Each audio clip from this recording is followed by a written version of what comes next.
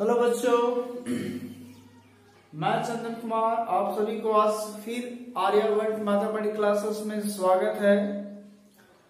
आज third lecture हमारा होगा कंटिन्यूटी का, जिसमें आपको ये बताया जाएगा, कुछ एग्जांपल हम बताएंगे कंटिन्यूटी का जो एग्जाम के लिए काफी इंपॉर्टेंट होगा, और साथ में फिर जो हमारा स्पेलिंग है लॉजिकल कॉन्सेप्ट, उसके साथ में कुछ आपको लॉजिकल कॉन्सेप्ट बताया जाएगा जो और भी अदर क्वेश्चन चुटकियों में आप सॉल्व कर सकते हैं, जो काफी कंपटीशन के लिए भी आपको फॉलो करेगा और उससे रिलेटेड क्वेश्चन जरूर बनता है बच्चों। तो आज ध्यान से सुनिएगा, है ना।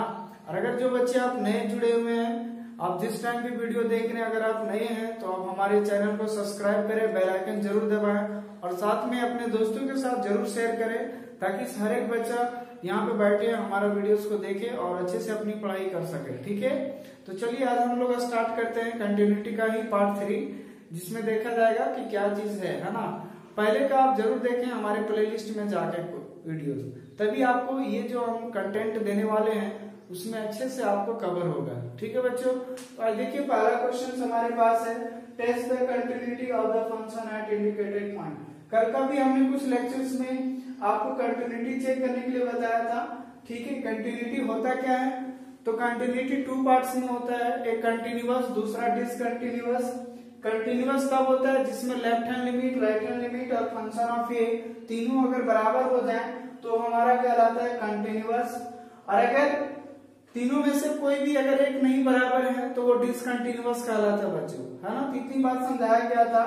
तो यहाँ पे देखिए आज कंटिन्यूटी चेक करना है कि ये कंटिन्यूअस है या डिसकंटिन्यूअस है। ठीक है ना, तो चलिए देखिए अब यहाँ पे अगर ये क्वेश्चन दिया हुआ है, अगर आप पहले क्या करना, जब इस टाइप से पॉलिनोमियल के रूप में दिया रहेगा तो पहले क्या करना, आप चेक कर लीजिए। अगर आप 3 अगर डायरेक्ट बैठाते हैं तो 3 बैठाएंगे तो कितना हो जाएगा, 9 - 3 - 6 बटा 3 - 3।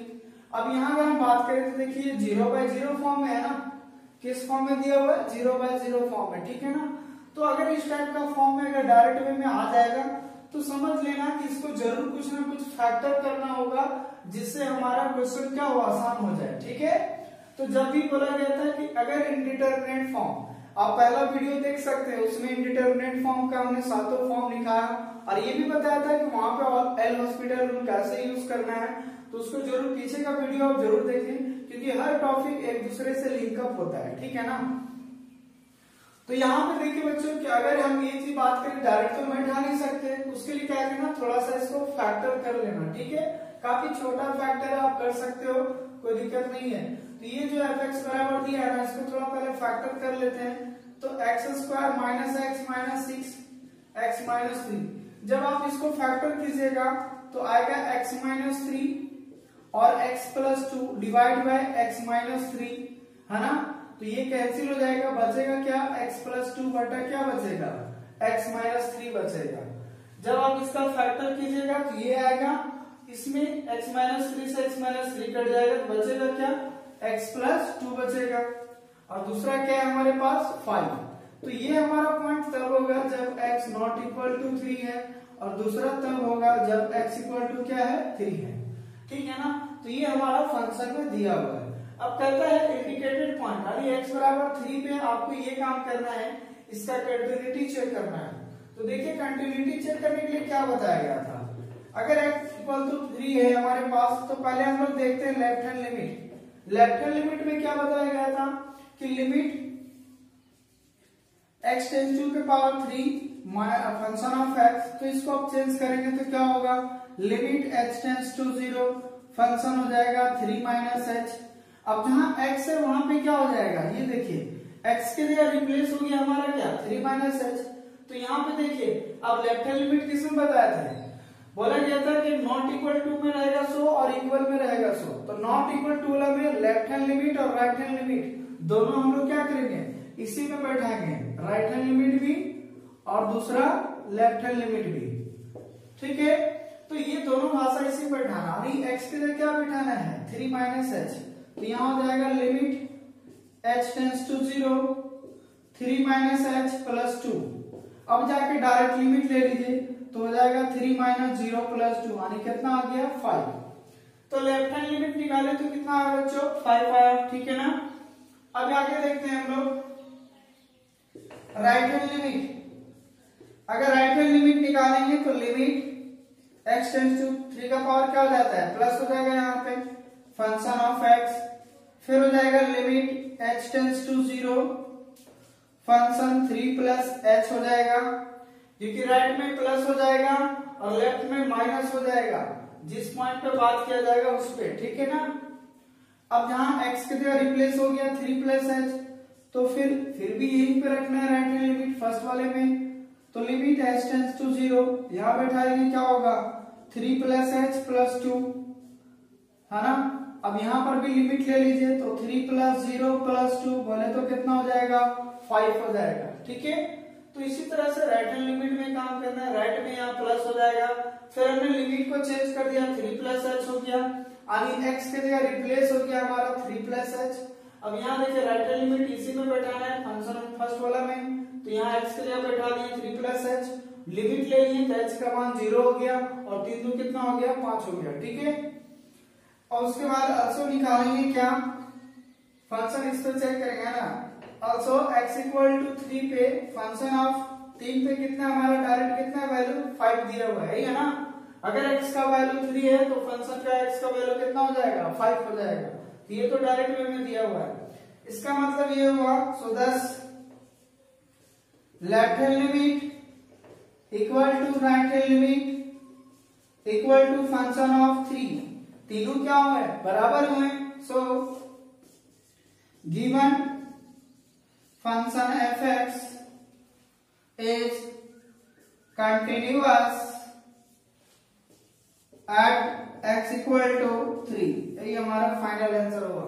यानी जो आपको कंटिन्यूटी चेक करना था उस पे ये दिखाना था कि ये कंटिन्यूअस होगा कि डिसकंटिन्यूअस होगा, तो हमारा फंक्शन क्या निकला कंटिन्यूअस निकला, ठीक है ना बच्चों। तो ये हमारा कंटिन्यूअस फंक्शन था इस 3 पॉइंट पे। क्लियर, आई होप कि आपको ये बात समझ में आ गया होगा, है ना। अगर आपको वीडियो अच्छा लग रहा है तो प्लीज आप शेयर जरूर करें और सब्सक्राइब जरूर करें बच्चों, ताकि हमारा और बेल आइकन के साथ में दबाएं, क्योंकि हर टॉपिक्स आपको फ्री में प्रोवाइड करवाया जा रहा है, कोई कॉस्टली चार्ज नहीं है, ठीक है। चलिए अब देखते हैं इसका नेक्स्ट क्वेश्चन, एक तो क्वेश्चन और देखता हूं, उसके बाद हम लोग लॉजिकल कॉन्सेप्ट में जाएंगे और फिर नेक्स्ट क्वेश्चन के लिए हम लोग बात करेंगे, ठीक है। अब अगला क्वेश्चन है, मान लीजिए 2 में f(x) बराबर दिया है 1 minus cos x divide by x square when x not equal to 0, और दूसरा दिया हुआ है 1 when x equal to 0 at x equal to 0।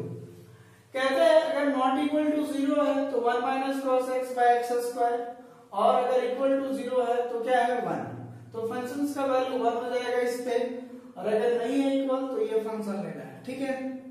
अब यहाँ पे देखिए अगर हम डायरेक्टली अगर यहाँ बैठाए, देखिए हर बार इसी तरह चेक करना है आपको। अगर देखिए यहाँ डायरेक्ट 0 बैठाते हैं तो 1 माइनस cos 0 डिवाइड बाय 0 का स्क्वायर, और cos 0 का वैल्यू 1 और 0, यानी 0 बटा 0 कैसा फॉर्म में आ गया, इंडिटरमिनेट फॉर्म में आ गया, 0 बाय 0 फॉर्म में है, तो ऐसे में तो लिमिट डायरेक्ट काम करेगा नहीं, है ना।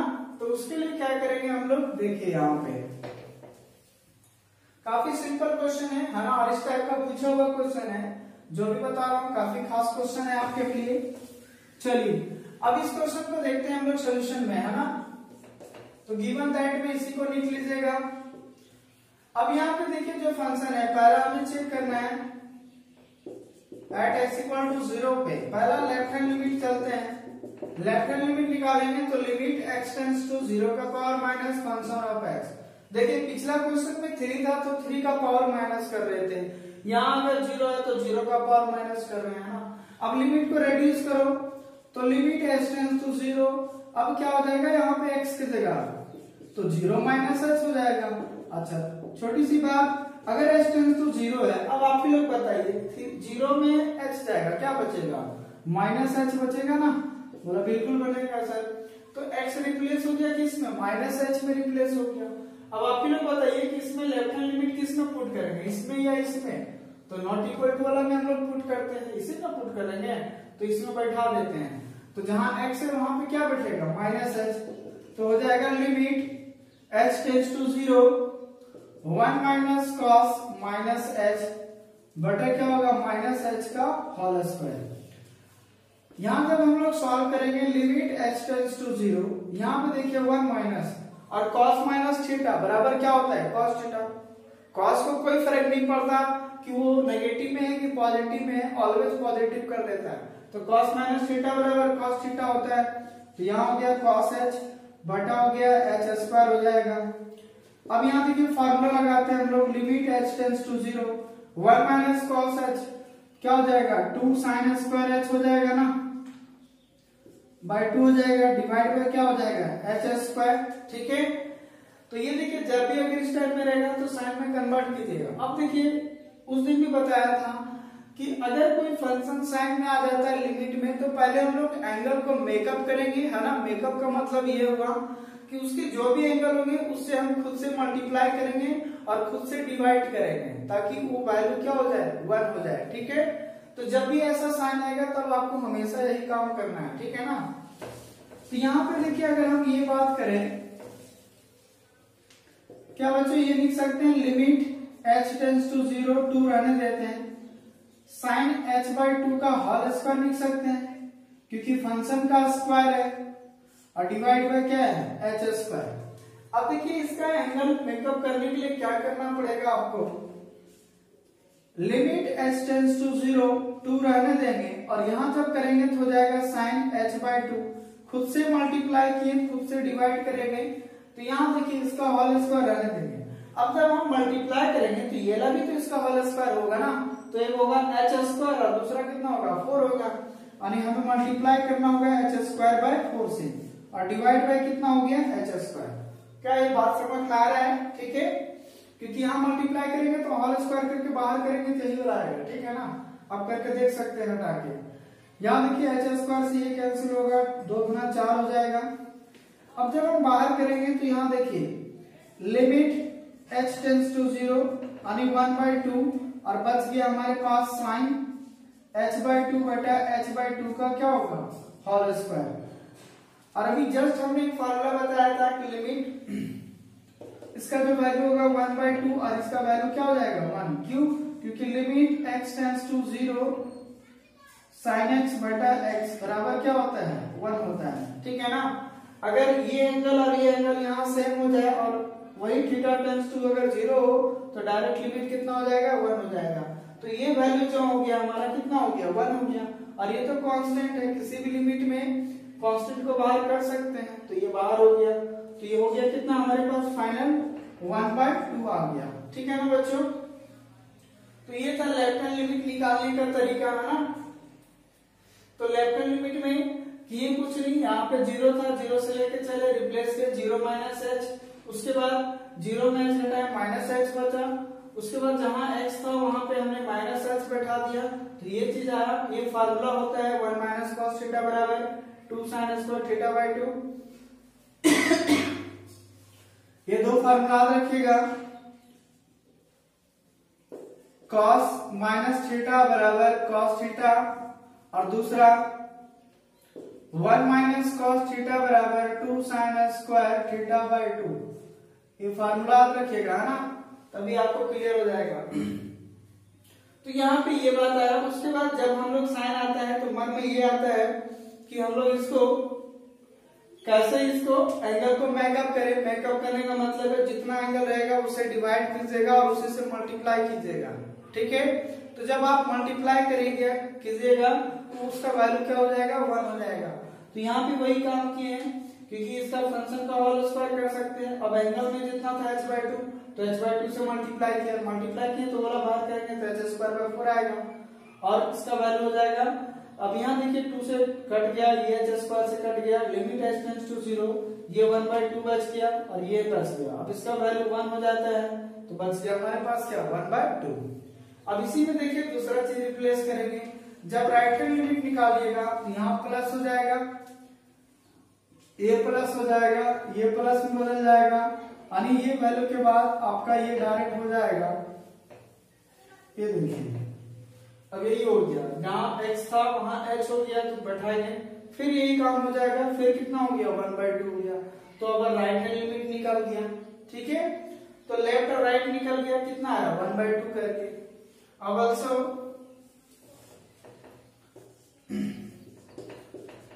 x इक्वल टू 0 है, फंक्शन ऑफ 0 पे क्या है हमारा वैल्यू, देखिए 0 पे कितना है 1 दिया हुआ है। अब यहाँ पे आप लोग बताइए, सो दस लेफ्ट हैंड लिमिट बराबर हुआ राइट हैंड लिमिट, क्योंकि उसका भी वैल्यू 1/2 और राइट हैंड लिमिट का भी वैल्यू कितना आया 1/2 आया, तो दोनों का मान बराबर हुआ। लेकिन क्या फंक्शन ऑफ 0 बराबर हुआ, क्या नहीं हुआ। अब देखिए यहाँ पे यही चीज बताया गया था डिसकंटिन्यूअस में कि अगर तीनों फंक्शंस में लेफ्ट राइट है ना, और फंक्शन ऑफ ए अगर तीनों बराबर होंगे तो कंटिन्यूअस कहलाएगा, तीनों में से अगर कोई एक बराबर नहीं है तो डिसकंटिन्यूअस कहलाएगा। तो यहाँ पे जो वैल्यूज हुआ हमारा वो क्या हो गया discontinuous. So fx is discontinuous function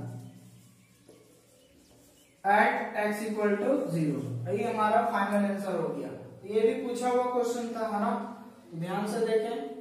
I hope कि आप लोग ये बात समझ में आ गया होगा। ठीक है, चलिए अब हम लोग कुछ लॉजिकल कॉन्सेप्ट के तहत जाते हैं, जो आगे का जो टॉपिक है, क्वेश्चन जो बनने वाला है, देखिए उससे लॉजिक से आपका क्वेश्चन आएगा नहीं है ना, लेकिन हाँ अगर कंपटीशन में अगर जाना चाहते हैं एयरफोर्स इंडियन नेवी वगैरह में, तो वो चीज आपको अप्लाई करने के लिए डायरेक्ट से सिखा देगा है ना, खुद से डायरेक्ट बताएगा कि कंटिन्यूअस है कि डिसकंटिन्यूअस है, बिना कुछ किए कलम चलाए पढ़ के ही बता सकते हैं क्या चीज है। ठीक है, बोले वाह सर ऐसा भी कुछ होता है क्या, बोला बिल्कुल होता है, क्यों नहीं होगा। ठीक है ना, चलिए सिर्फ आप इस चैनल पे बने रहिए। ठीक है, एमए क्लासेस में।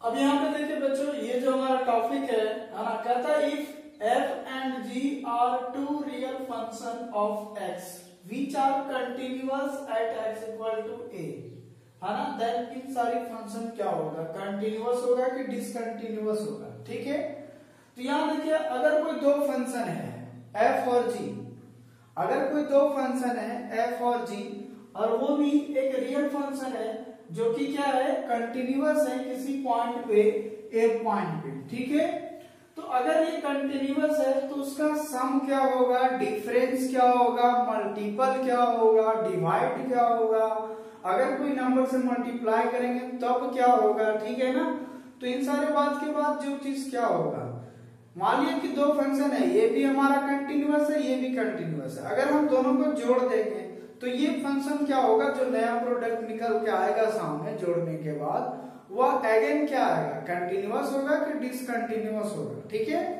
तो यहां देखिए ये जितने भी फंक्शन हैं, दो फंक्शन अगर कंटिन्यूअस है तो उसका सम भी, डिफरेंस भी और प्रोडक्ट भी और डिवाइड भी, है ना, और कोई रियल नंबर से अगर उस फंक्शन में मल्टीप्लाई है सो सभी एक कंटिन्यूअस होगा, is a continuous function, is a continuous function. बात समझ में आ रहा है बच्चों, है ना, at x equal to a। तो ये जो फंक्शन है इसका मतलब सर आप ये करना चाहते हैं, अगर कोई दो कंटिन्यूअस फंक्शन है तो उसका एडिशन भी एक कंटिन्यूअस होगा, सब्ट्रैक्शन भी एक कंटिन्यूअस होगा, दोनों का मल्टीपल भी कंटिन्यूअस होगा, दोनों का डिवाइड भी क्या होगा, कंटिन्यूअस होगा। डिवाइड व्यक्ति याद रखेगा कि नीचे वाला कभी भी जीरो नहीं होना चाहिए। ठीक है, और उसके साथ f के साथ अगर कोई लेमडा है, लेमडा क्या है, एक रियल नंबर है, अगर वो इसके साथ मल्टीप्लाई है तो भी एक क्या होगा, कंटिन्यूअस फंक्शन होगा। देखिए बच्चों एक समरी टाइप का मैं बता रहा हूँ, ज्यादा लॉजिकली नहीं है, बस सिंपली तरीका से बता रहा हूँ कि अगर कोई दो फंक्शन कंटिन्यूअस है तो उसका एडिशन, सब्ट्रैक्शन, मल्टीप्लिकेशन, डिवाइड और स्केलर मल्टीप्लिकेशन में ये जो भी फंक्शन होंगे अगेन भी हमें क्या मिलेगा, एक कंटिन्यूअस फंक्शन ही मिलेगा। ठीक है, तो ये हमारा जो है वो हमारा क्या हो गया, कंटिन्यूअस फंक्शन हो गया। ठीक है ना, अब फिर इस टाइप का आखिर क्या है, एग्जांपल के रूप में लेंगे, धीरे धीरे बात समझ में आने लगेगा आखिर ये क्या चीज है। ठीक है, अब लिखिए अगला टाइटल में बच्चों, यहाँ दूसरा जो टाइटल है आपका, f और g are two real function है जो ऑफ x का, जिसमें कंटिन्यूअस है, किसमें, डोमेन में, D1 में फंक्शन f कंटिन्यूअस है, D2 में फंक्शन g कंटिन्यूअस है।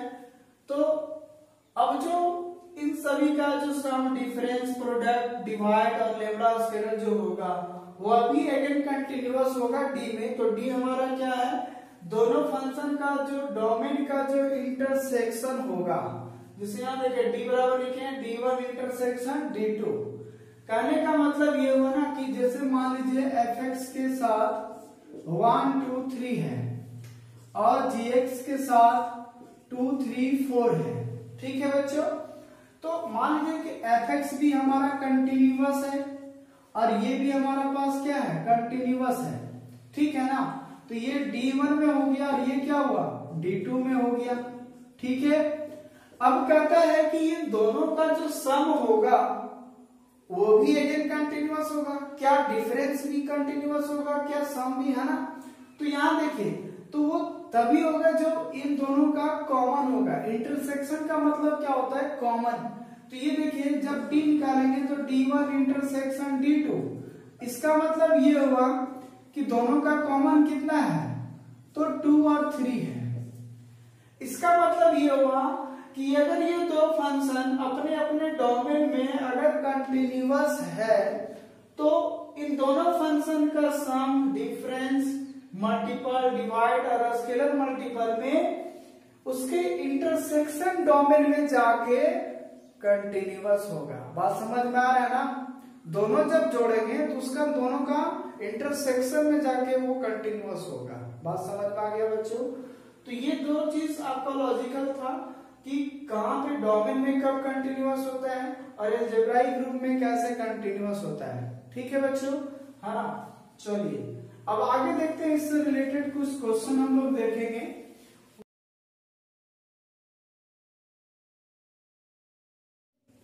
A constant function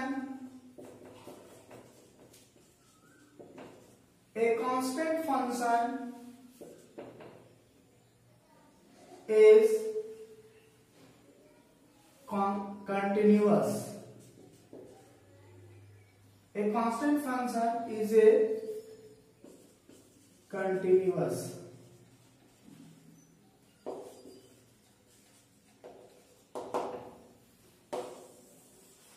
ये याद रखिएगा बच्चों, प्रत्येक कांस्टेंट जो वैल्यू होगा एक अपने आप में वह कंटिन्यूअस फंक्शन होगा, ठीक है। दूसरा चौथा नंबर, एवरी पॉलिनोमियल फंक्शन यानी एक पॉलिनोमियल फंक्शन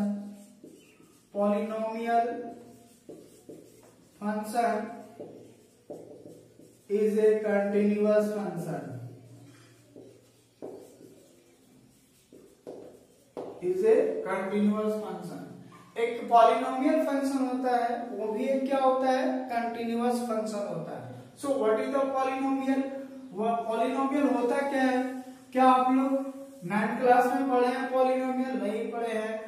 देखिए पॉलिनोमियल होता है क्या है, यानी fx बराबर a0 a1x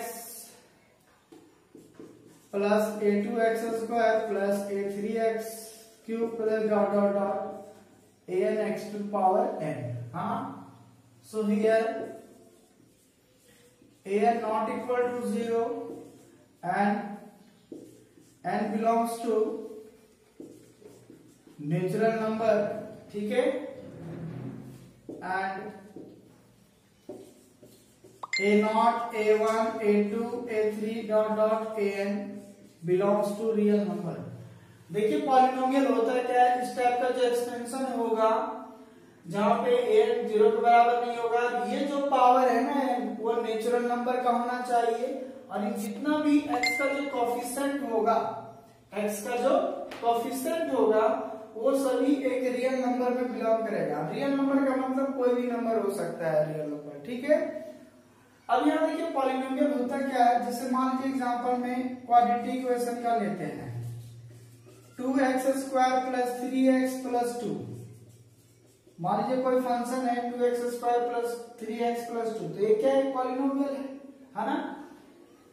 तो पॉलिनोमियल हम लोग कैसे पहचानेंगे, ध्यान रखिएगा कि पॉलिनोमियल में कभी भी जो x होगा नीचे नहीं होना चाहिए। अगर हम ये भाषा लिखें कि 1 बटा x square plus 2x plus 3, ऐसा कोई फंक्शन है, तो यहां देखिए ये जो है ना, ये हमारा पॉलिनोमियल नहीं कहलाएगा, क्योंकि इसको जब हम ऊपर ले जाएंगे तो x का पावर -2 हो जाएगा, लेकिन x n का जो पावर होगा वो किस में बिलोंग करना चाहिए, नेचुरल नंबर में, तो ये तो नेचुरल नंबर होगा नहीं, नेगेटिव नंबर, तो ऐसा सिचुएशन में ये क्या होगा, पॉलिनोमियल नहीं होगा, और ये क्या होगा, पॉलिनोमियल होगा। बात समझ में आ रहा है? तो पॉलिनोमियल का मतलब यही हुआ, सीधा सीधी लिखा हुआ रहना चाहिए और अच्छी अच्छी पावर होनी चाहिए। अच्छी अच्छी पावर का मतलब नेचुरल नंबर का पावर होना चाहिए। हाँ, अगर इसके सामने ये जो 3 है, 2 है, ये 2 है, जो कांस्टेंट नंबर वैल्यूज है वो कुछ भी लिखा जा सकता है, ठीक है, तो इस टाइप का एक पॉलिनोमियल कहलाएगा, है ना। तो इस टाइप का जितने भी फंक्शन होंगे, जिस पॉइंट पे बात करेगा वो हमेशा क्या होगा, एक कंटिन्यूअस फंक्शन होगा, ठीक है। उसके बाद 5वां नंबर में जो हमारा इनवर्स फंक्शन होता है, sin inverse x, cos inverse x, tan inverse x, cot inverse x, sec inverse x, cosec inverse x, उसके बाद और ऑल कंटिन्यूअस फंक्शन,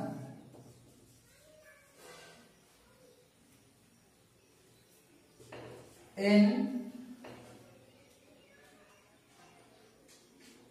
डोमेन। अपने डोमेन में इनवर्स फंक्शन हमेशा कंटिन्यूअस होता है, क्योंकि देखिए जितने भी उसके डोमेन्स होते हैं सब डिफाइंड होते हैं, एक अपना इंटरवल में खुद होते हैं। तो वो इंटरवल में जैसे अगर मान लीजिए कि हमने साइन इनवर्स एक्स का ग्राफ खींचा, तो साइन इनवर्स एक्स का ग्राफ कैसा होता है, ऐसा होता है, इस टाइप का। ये किसका ग्राफ है, साइन इनवर्स एक्स का। तो ये कभी भी ये जो ग्राफ होता है टूटता नहीं है। तो हर वैल्यूज में अपने अपने डोमेन में इनवर्स ट्रिग्नोमेट्री जो होते हैं वो हमेशा कंटिन्यूअस होते हैं, ये बात को याद रखिएगा, ठीक है ना। तो ये हो गया तीसरी बात, इंपॉर्टेंट वाली बात, ठीक है। तो इस टाइप से कुछ और भी जो आएंगे साथ में दिखाते जाएंगे। फिलहाल अभी यहाँ तक समझिए ये क्या चीज था।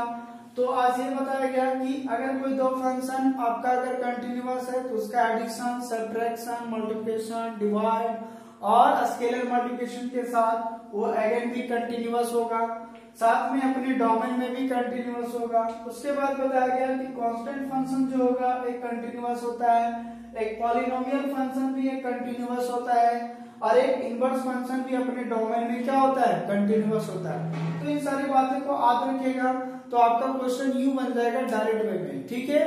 चलिए एक दो एग्जांपल देखता हूं, उसके बाद डायरेक्ट बताता हूं। क्वेश्चन ऐसा लिखा रहेगा बच्चों, कहेगा डिस्कस द कंटिन्यूटी। पहला लिख दिए कि f(x) बराबर मान लीजिए 2x + 3। नहीं क्या होगा, कहता है discuss the continuity of the function जो दिया हुआ है, सो है ना, discuss the continuity of the function. कहते हैं इस फंक्शन के लिए आप डिस्कस करें कि कंटिन्यूटी क्या होगा, डिसकंटिन्यूअस होगा कि कंटिन्यूअस होगा। बात समझ में आ रहा है ना। तो यहाँ पे देखिए फिलहाल अभी यहाँ देखिए ये जो दिया हुआ है, सोल्यूशन में कुछ भी नहीं करना है ना, सिंपल सी भाषा में f(x) बराबर क्या लिखा हुआ है, 2x + 3। अब यहाँ पे ये नहीं निकालेंगे कि लेफ्ट राइट फंक्शन ऑफ ये, क्या को निकालेंगे ना, कोई पॉइंट दिया है क्या, नहीं इंडिकेटेड पॉइंट नहीं दिया हुआ है। तो यहाँ पे डायरेक्ट आपको ये जो कॉन्सेप्ट बताया उसी के आधार से बनेगा। यहाँ देखिए f(x) बराबर 2x + 3। अब आप लोग ये बताइए हियर ये जो 2x + 3 है क्या एक पॉलिनोमियल है, is a polynomial function, is a polynomial function है कि नहीं है, पॉलिनोमियल फंक्शन है। अगर पॉलिनोमियल फंक्शन है तो इसका मतलब अभी जस्ट बताया कि एवरी पॉलिनोमियल फंक्शन क्या होता है, कंटिन्यूअस फंक्शन होता है। इसका मतलब ये हुआ वी नो दैट कि every polynomial function is a continuous function, is a continuous function। और प्रत्येक पॉलिनोमियल फंक्शन जो होता है वह एक क्या होता है, कंटिन्यूअस फंक्शन होता है। इसका मतलब ये हुआ कि जो गिवन फंक्शन था, so therefore given function f(x) is a also continuous function. इसका मतलब जो दिया हुआ फंक्शन था वो भी क्या होगा, कंटिन्यूअस फंक्शन होगा। तो सिंपल बस यही बात करवाओ। तो क्या आपको अगर एग्जाम में डायरेक्ट आया, मान लीजिए एयरफोर्स में बैठे हुए एग्जाम में, तो एयरफोर्स के एग्जाम में अगर बैठे हुए ये लिख देगा, 4 को ऑप्शन में दे देगा, क्या क्या दिया रहेगा, कंटिन्यूअस लिखा रहेगा, डिसकंटिन्यूअस रहेगा, है ना, फिर लिखा रहेगा और भी 2 ऑप्शन कुछ बना सकता है। तो उस टाइम में आपको डायरेक्ट डिस्कस कर लेना है कि अगर एक पॉलिनोमियल है, सो हम लोग जानते हैं कि प्रत्येक पॉलिनोमियल फंक्शन जो होता है एक कंटिन्यूअस फंक्शन होता है। इसका मतलब ये पक्का जो है वो हमारा क्या है, कंटिन्यूअस फंक्शन है। तो इसका मतलब ये कंटिन्यूअस हो गया, आप टिक मार दीजिएगा कंटिन्यूअस। बात समझ में आ रहा है? तो यही बात हो गया, डायरेक्ट आपको अगर कॉन्सेप्ट आ जाए तो ये कहानी खत्म हो गया। इतना लिखने का कोई जरूरत नहीं, आपका एग्जाम में ये पूछने वाला नहीं है, बोर्ड एग्जाम में खास कर, ये सिर्फ कंपटीशन के लिए बात कर रहे हैं, ठीक है। अब मान लीजिए दूसरा क्वेश्चन ये है, ऐसा लिखा हुआ है, ठीक है। अब यहां देखिए ऊपर वाला भी पॉलिनोमियल है और x भी अपने आप में एक पॉलिनोमियल है। और अभी जस्ट बताया कि अगर 2 पॉलिनोमियल फंक्शन है, ये क्या हुआ, इस टाइप का लिखा हुआ है ना, तो ये तो हो गया f(x) और नीचे क्या हो गया, gx, ठीक है। ऊपर में ये f(x) का वैल्यू हो गया, ये क्या हो गया, gx का वैल्यू। और अभी जस्ट बताया था कि ये भी देखिए ये कंटिन्यूअस है और ये भी क्या है, कंटिन्यूअस है, क्योंकि ये भी पॉलिनोमियल है तो कंटिन्यूअस फंक्शन हो गया, ये भी पॉलिनोमियल है तो कंटिन्यूअस फंक्शन हो गया। और अभी जस्ट बताया थे कि अगर 2 फंक्शन अगर कंटिन्यूअस है तो उसका डिवाइड भी क्या होगा, अगेन कंटिन्यूअस ही होगा।